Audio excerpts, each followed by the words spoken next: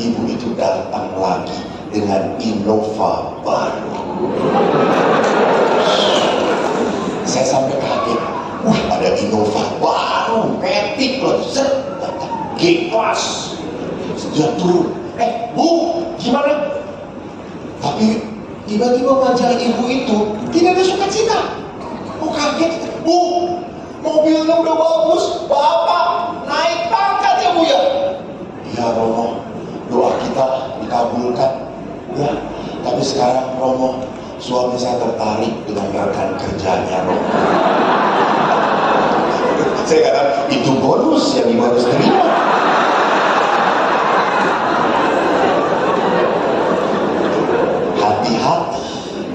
Hati-hati, berkat kalau kita salah menggunakannya justru akan menjadi musibah dalam hidup kita.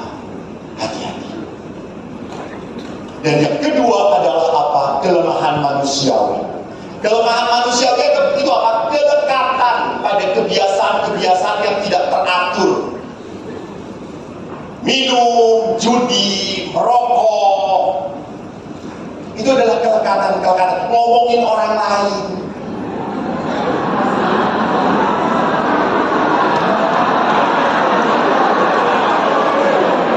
Lihat semuanya. Nah, kamu oknumnya. Kan itu bedanya ibu-ibu, bapak-bapak itu Bu, kalau kumpul gak akan banyak ngomong. Kalau ibu-ibu gak mungkin 5 orang ibu pasti 10 orang suaranya kenceng banget gitu. Kalau bapak-bapak itu kan di bawah, saya lihat bapak-bapak sedang nunggu, sedang ngambil ngerokok. Jam mulai jam berapa? 6. Berapa menit tadi? 4. Masih lama ya? Iya. Selesai. Kalau ibu-ibu, ampun, dari terasi dijual di mana sampai operasi kulit di mana diomongin gitu. Jadi perhatikan, kelemahan manusia adalah apa? Dosa-dosa, kebiasaan-kebiasaan yang membuat kita apa? Terjerat pada kesalahan. Maka Bapak Paulus bagus sekali mengatakan, kalau kau sedang berkumpul dengan orang-orang yang ngomongin orang lain, nggak perlu ada ini dosa lo, ini dosa lo, nggak perlu. Tinggalkan saja. Yang ketiga, penderitaan. Bapak Ibu, setiap orang punya sakit, punya kecewa. Mungkin ada sakit tubuh Anda, tapi yang lebih parah, kalau udah tubuh sakit, jiwanya juga sakit. Ada beberapa orang yang merasa bahwa pada saat dia punya penyakit yang tidak tersembuhkan, dia berpikir dia dihukum oleh Tuhan. Tapi kalau kita menderita, kita selalu bertanya, apa salah saya Tuhan? Ya toh? Kenapa kok saya seperti ini? Kenapa kok saya bukan orang lain? Dia berpikir bahwa saya kurang berbuat baik, maka saya dapat musibah. No. Sometimes, kadang-kadang tidak ada hubungannya antara penderitaan dan dosa. Kadang-kadang memang seringnya ada hubungannya antara penderitaan dan dosa. Dan ada penderitaan yang sering kali disembuhkan oleh Tuhan, tetapi secara apa? Jiwanya, rohnya, badannya masih sakit, ya, tetapi jiwanya berdamai. Saya teringat seorang ibu yang kena kanker payudara. Dia pulang pergi ke Lourdes sudah 4 kali ziarah. Pada saat ziarah yang keempat, dia izin dengan anaknya. Nah, mama mau ke Lourdes. Lalu anaknya ngomong, "Nak, ngapain ke Lourdes? Sudah hamil yang keempat, Nak, dan mama masih kanker. Mana mujizatnya?" Lalu mamanya berkata apa? "Nah, betul. Mama tidak mendapatkan kesembuhan, badan mama tetap kanker. Tetapi mama berdamai dengan kanker ini. Kalau kanker ini diizinkan oleh Tuhan untuk ada di dalam tubuh mama, mama terima. Ini cara mama mengambil bagian dalam penderitaan Yesus. Lihat, dia disembuhkan atau tidak oleh Tuhan? Disembuhkan. Karena Yesus datang semata-mata bukan hanya mau menyembuhkan tubuh, tetapi Yesus berkata, dosamu diampuni.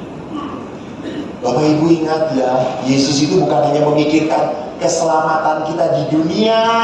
No. Bagi Yesus yang penting adalah keselamatan kekal. Kekal. Bukan hanya sekarang ini. Makanya seorang bapak juga mengeluh, Romo saya sudah capek, sakit, ke dokter mana-mana, habis banyak, gak sembuh-sembuh, sudahlah dipanggil saja oleh Tuhan. Saya gak tahan. Lalu saya berkata, Pak, gak boleh Pak, jangan kehilangan iman. Coba satukan penderitaan Bapak dengan penderitaan Yesus. Bisa menjadi silih. Silih itu apa? Silih itu adalah cara kita supaya kita mohon pengampunan dari api penyucian. Tolong menderita di sini sebagai tanda supaya saya disucikan oleh Tuhan. Sehingga penderitaan di api penyucian tidak berkepanjangan bagi saya. Itu silih. Dan akhirnya Bapak ini dengan rendah hati bisa menerima. Dan penyakitnya masih ada. Karena beberapa kasus juga, saya lucu, pernah mendoakan bapak-bapak dan sembuh serangan jantung, saudara-saudara. Didoakan oleh saya, biasanya bablas.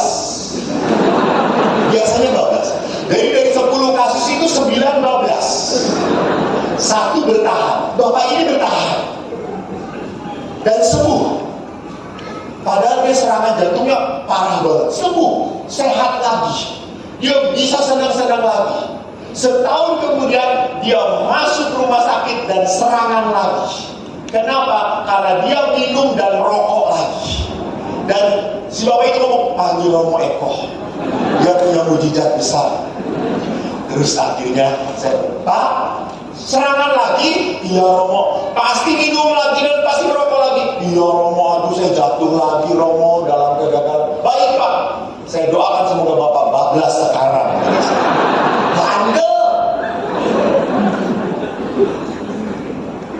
Ingat, kesembuhan itu tidak ada artinya kalau tidak membuat kita makin jadi lebih baik dan dipakai oleh Allah. Jadi Allah itu menyembuhkan bukan supaya kita bisa makan enak lagi, bukan supaya kita senang-senang lagi. Kita disembuhkan supaya melayani Tuhan. Next. Maka Bapak Ibu yang terkasih, mari kita refleksikan tentang hidup kasih. Dikatakan di dalam surat Yakobus, apa gunanya saudara-saudaraku jika seorang mengatakan bahwa ia punya iman, padahal ia tidak punya perbuatan? Dapatkah iman itu menyelamatkan dia? Jika iman itu tidak disertai perbuatan, maka iman itu pada hakikatnya adalah mati. Ingat, iman tanpa perbuatan adalah mati.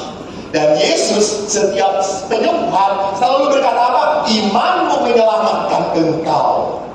Apakah bertubrukan kata-kata Yakobus dengan Yesus? Tidak. Yakobus mau memperlihatkan ini iman yang benar. Orang yang punya iman pun yang sakit harus datang pada Yesus. Dia melakukan sesuatu, dia harus berbicara pada Yesus, melakukan sesuatu.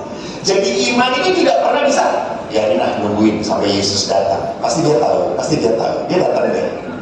Ya tidak. Ada seorang perempuan sudah hampir 30 tahun minta didoakan kepada saya, datang, Romo tolong doakan supaya saya dapat jodoh ya Romo. Tapi dia nggak pernah aktif di OMK, nggak pernah keluar, di rumah doang. Saya berkata, ya mungkin jodoh kamu cocok. Nah, Bu, Pak, kalau minta didoakan itu tolong jangan minta diberkati Tuhan, minta supaya Tuhan itu memberi mujizat, jangan mempersulit Tuhan. Karena ada bapak-bapak merokok, Romo doakan ya supaya paru-paru saya bersih. Saya yakin Tuhan tuh gantung diri di surga sana.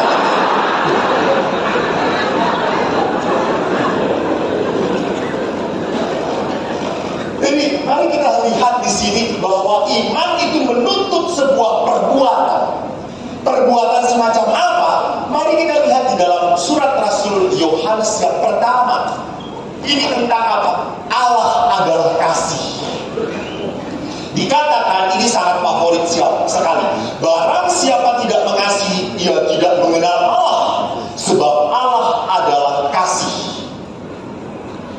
Jadi kalau manusia itu mau menghadirkan Allah, bagaimana caranya? Mengasihi. Ya, Mengasihi. betul, mengasihi. Cara memperkenalkan dan memperlihatkan Tuhan, mengasihi, karena Allah adalah kasih. Jadi kalau Anda mau memperkenalkan Tuhan, buatlah tindakan kasih. Tapi hati-hati, tidak semua tindakan kasih adalah memperkenalkan Allah. Tidak. Karena ada tindakan kasih yang latar belakangnya adalah apa?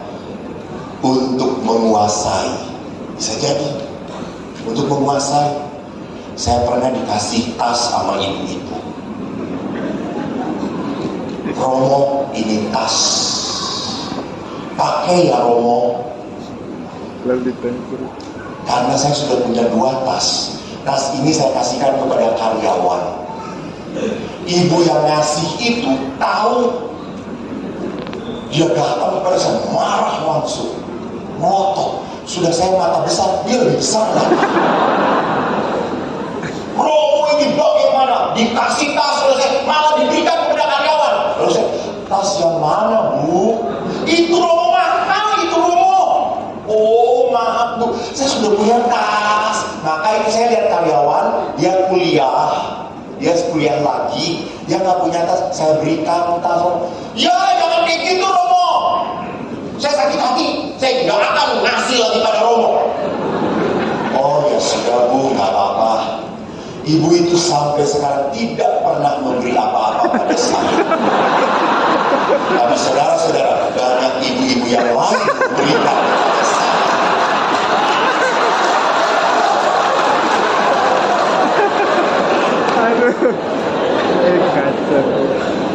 Jadi lihat, pemberian itu belum tentu memperlihatkan kasih Allah, belum tentu. Bisa jadi ingin mengatur. Sama, berapa banyak orang tua yang ngatur anaknya. Nah, kamu harus jadi dokter. Hebat jadi dokter. Mohon maaf, Dokter Tony. Dokter itu sekali pegang, cepet. Buka baju, gopek. Dicabik-cabik 10 juta.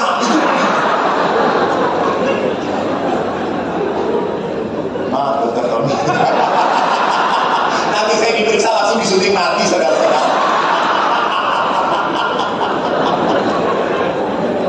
Lalu anaknya ini memang pinter dia. Tetapi dia mengatakan, Mam, aku nggak mau, aku mau masuk seni rupa ITB, Pak, tolong. Ya, lu kalau mau cari rupa ITB, jalan sendiri, jangan ngomong Mama. Anda tahu apa yang terjadi? Ini kisah murid saya. Pinter.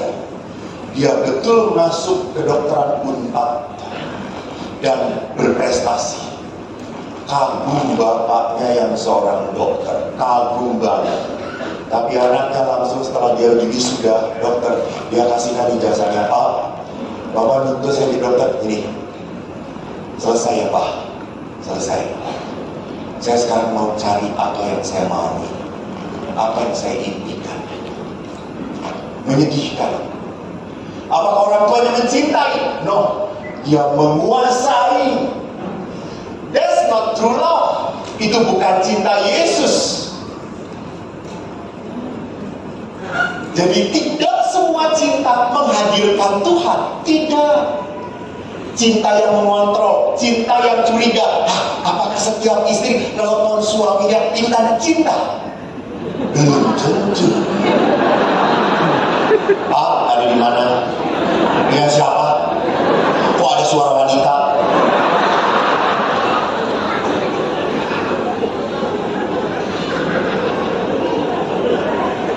Bisa jadi mengontrol itu bukan tanda cinta, tanda ketakutan, tanda ketakutan.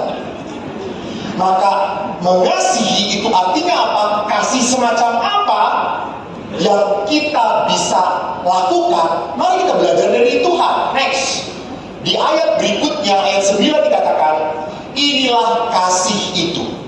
Dalam hal inilah kasih Allah dinyatakan di tengah-tengah kita, yaitu apa? Allah mengutus anaknya yang tunggal supaya kita hidup olehnya. Dan ingat, Yesus itu diutus untuk apa? Mati. Mati. Jadi namanya kasih. Apa sih artinya kasih? Kasih. Kasih aja. Kasih. Beri.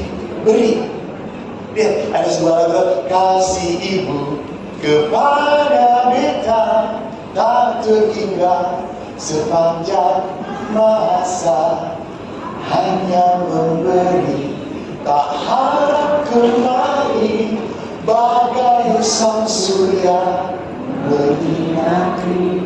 Oh, rupanya seusia dengan saya. Sama-sama tuanya kita ya. Karena anak-anak sekarang udah gak ngerti ngeheng lagu Korea baru pop K-pop tahu. Jadi kasih itu adalah beri, dan itu Allah. Dan ingat, manusia tidak akan bisa mengasihi kalau tidak tinggal di dalam kasih Allah. Jadi kita itu harus punya pengalaman diberkati Tuhan, disertai Tuhan.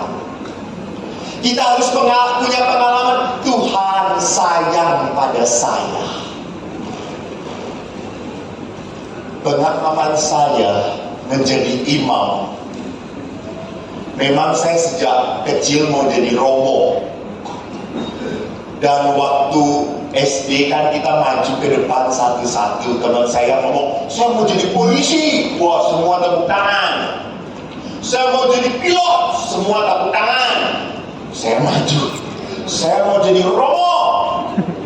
Semua diam. Sampai guru saya berkata, Eko, sekali lagi, yang sadar ya. Berarti harus bertanya. Jadi memang saya waktu mau jadi romo, hampir semua orang tidak percaya karena apa? Saya bodoh. Bapak saya pun sampai berkata, Eko kamu jadi romo, aduh nanti memalukan orang Katolik kok. Kamu tuh bodoh, jadi romo belum ngaplomo, nggak ngerti opo-opo. Ditanya, udah jangan jadi romo, jadi koster saja. Karena saya konsisten, rankingnya 35 dari 37. Itu hebatnya saya, konsisten.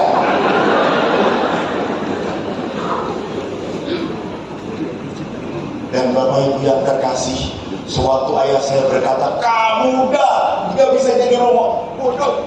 Pak, biarin. Nanti kalau sudah jadi romo, khusus untuk orang-orang bodoh. Dan rupanya Tuhan mendengarkan saya seperti itu. Maka saya itu diundang oleh orang-orang bodoh, saudara-saudara. Saya sungguh terberkati. Mungkin Monsinyur Petrus kenal sekali dengan Monsinyur Antonius Subianto Benyamin ya. Pintar sekali ya Monsinyur ya. Satu kelas dulu, pintar. Beliau tuh kalau belajar cuma yang langsung tahu. Saya tanya persis seperti mesin fotokopi. Saya itu pernah coba cari cara belajarnya. Lihat, tanya, kalau dia tanya, ini kenapa ada di situ? Saya nggak sepintar beliau. Beliau ini pintar sekali. Dan waktu sekolah, guru yang paling menakutkan bagi saya adalah matematika. Itu seperti mau dihukum mati saya. Dan guru matematika itu senang sekali kalau melihat muridnya gak bisa apa-apa. Dan saya paling gak bisa, suruh maju Maka saya untuk menghindari, untuk dimaju, saya tunduk. Namanya guru matematika, makin tunduk dipanggil lagi, Eko, maju. Lalu saya ngomong, Pak, Eko lagi, kan banyak yang lain, Pak. Lalu saya ngomong, karena Eko bodoh. Waktu itu Eko tidak punya kekuatan saudara-saudara untuk mempertahankan diri, karena memang bodoh. Dan saya, wah, soal seperti apapun, sampai semua teman, guru mana, ini mudah nggak? Mudah Pak Guru. Si Eko tidak bisa. Saya diam, saya sedih. Dan waktu itu saya duduk di samping perempuan yang cantik sekali. Saya senang sama dia. Monsinyur juga pasti jatuh hati, Monsinyur. Dan Anda tahu setelah saya dibodoh-bodoh, saya duduk di samping, dia berkata apa? Ih, bodoh. Saya cuma diem saja. Malu. Namun saudara-saudaraku yang setelah saya jadi imam, saya memberi retret guru-guru saya. Dan mereka tidak kenal saya. Guru kan selalu kenal ranking toh. Yang bodoh nggak pernah dikenal. Saya bodoh baik, nggak pernah ngaco, baik. Lalu saya beri retret, guru-guru senang. Romo kalau menjelaskan mudah ditangkap. Terima kasih, bagus Romo. Bu, Pak, saya bisa seperti ini kan dulu murid-murid Bapak Ibu guru. Loh, yang mana Romo?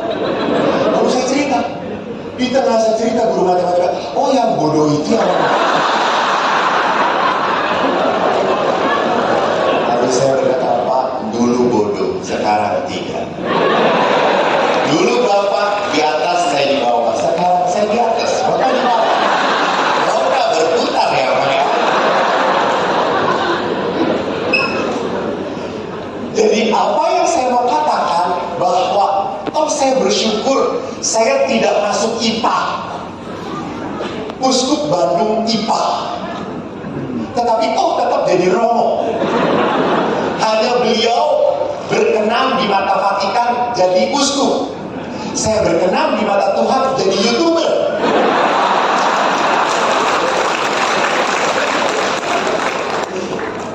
Jadi lihat cara Tuhan mengasihi itu memang begitu indah caranya. Kita harus sadari, Pak.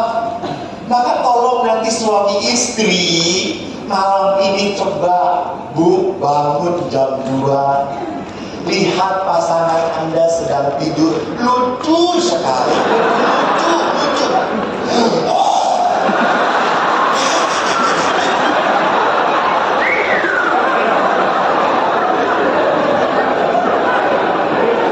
Anda mungkin berkata, Tuhan, inikah titipanmu Tuhan?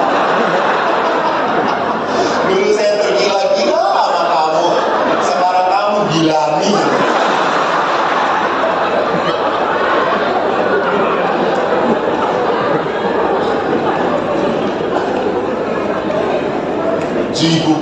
Ibu akan keluar iba hati, betul. Melihat suami yang tidak berdaya seperti itu, betul. Ibu berkata, Pak, saya racun sedikit-sedikit mati anak kita. Dan ibu sadar, yang bisa bertahan dengan ibu hanya Bapak. Gak mungkin Romo Jojo. Dia gampang pindah ke lain hati, coy.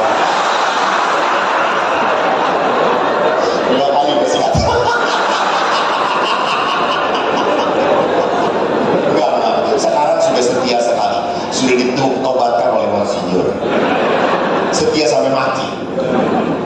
Saudaraku, lihat di sini bahwa kita mengasihi dan mampu mengasihi kalau Allah tinggal di dalam diri kita. Hanya Allah yang memampukan kita mengasihi. Next, maka lihat di ayat 13. Kasih itu hanya mungkin kalau manusia dikaruniai Roh Kudus, Roh kekuatan. Karena apa? Karena kita dituntut untuk mengasihi orang yang tidak layak dikasihi.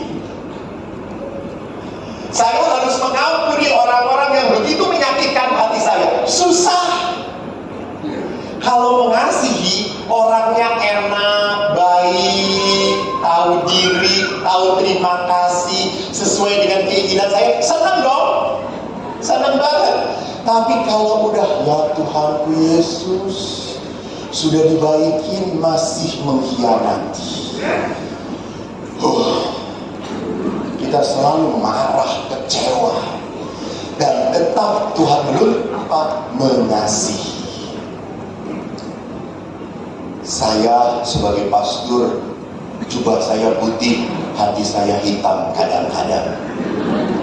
Kadang-kadang kemanusiaan saya muncul. Saya tinggal sebagai seorang biarawan dengan pastor yang tidak bisa saya pilih. Suatu saat saya harus tinggal dengan seorang pastor yang menyebalkan sekali, Alban Siensen.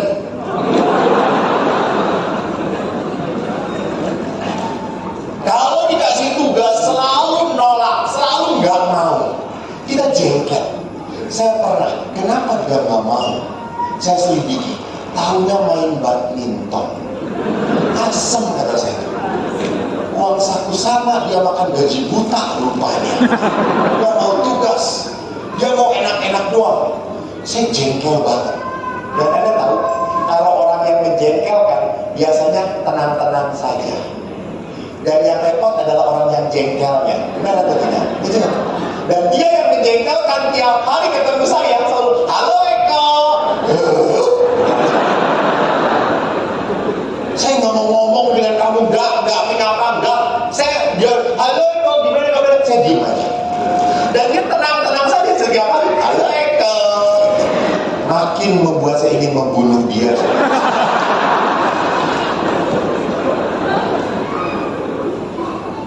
Sampai akhirnya saya berpikir, oh saya ini romo.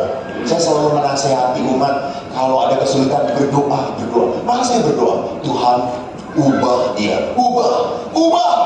Kalau nggak berubah, pindahkan dia.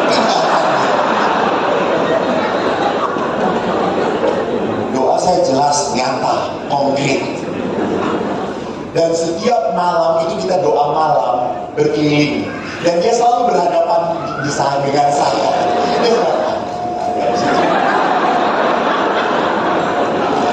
Dan doanya selalu ditutup dengan doa yang paling berat dalam hidup saya, yaitu Bapa kami. Bapa, ampunilah kesalahan kami seperti saya pun tidak mengampuni dia. Saya ganti saja lah, Bapak versi saya, jangan versi Yesus. Namun saudaraku, suatu hari apa yang terjadi? Setelah saya setia berdoa, Tuhan ubah dia, pindahkan dia. Suatu hari dia nyapa saya, halo Eko. Tiba-tiba Eko, hai. Lah kenapa gue nyapa lagi? Aneh, nggak tahu. Tiba-tiba, hai. Lalu duduk, saya tanya, gimana badminton? Wih, rame kok badmintonnya. Kamu nanti suatu saat ikut ya? Oke, nanti ikut. Kenapa gue jadi ikutan dia? Dan lebih celakanya, saya buat kopi. Saya tahu dia senang kopi juga. Sampai saya ngomongin, saya buatkan kopinya ya. Oke kok, sekalian. Terima kasih ya kok ya. Iya. Ya, Tuhan mengubah kue, bukan dia.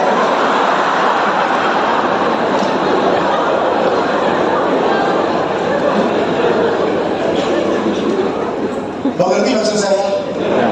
Tuhan mendengarkan doa, tapi tidak pernah mau ngikutin cara kita, saudara-saudara. Itu menyebalkannya. Dan setelah kita akrab 3 bulan, dipindahkan dia. Jadi perhatikan, saya tidak akan pernah mampu mengampuni kalau tidak ada karya Roh Kudus dalam diri kita. Tidak. Maka Bapak Ibu, kalau Anda terluka oleh pasangan, jangan langsung datang ke pastor paroki, ceraikan. Nggak kuat. Berlutut.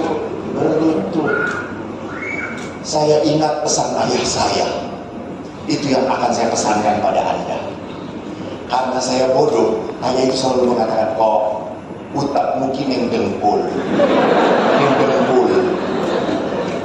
Wong liya kene pinter, kowe nek bekul. Yang mikir suwi, perjalanannya jauh.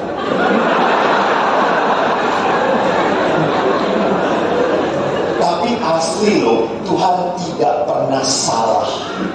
Suatu saat di seminaris saya main sepak bola, saya jadi kiper dan penalti. Saya harus jaga gawang, teman saya yang nendang kenceng banget dan percis kena kepala saya. Bola keluar, saya masuk ke dalam. Dan kami menang, saudara-saudara. Saya masuk rumah sakit.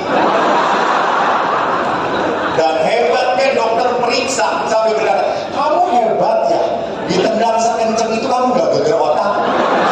Gak mungkin, otak saya di sini.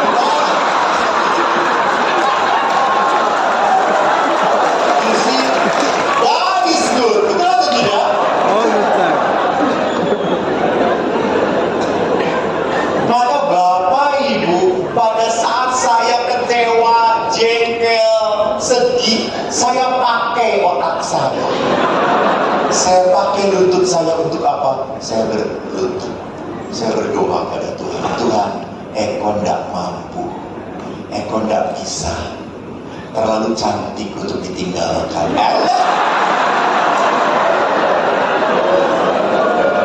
Itu off the record. Emosinya jangan laporkan. Next. Nah, lihat, kita mengasihi karena Allah lebih dahulu mengasihi kita. Maka saudaraku, jikalau seorang berkata aku mengasihi Allah, namun dia membenci saudaranya, maka dia adalah pendusta. Karena barang siapa tidak mengasihi saudaranya yang dilihat, tidak mungkin mengasihi Allah yang tidak dilihat. Dan perintah ini kita terima dari Dia. Barang siapa mengasihi Allah, ia harus juga mengasihi saudaranya. Jadi saudaraku, lihat, kalau Anda rajin berdoa, rajin ke gereja, rajin puji-pujian, bahkan sampai loncat-loncat, sebab Tuhan baik, sebab Tuhan baik, sebab Tuhan baik, maka sangat kekalan. Doa Anda dahsyat sampai menghancurkan pintu surga. Tetapi dengerin, doanya sehebat itu, tetapi Anda tidak bisa mengampuni dan tidak bisa berbuat kasih. Omong kosong, bohong.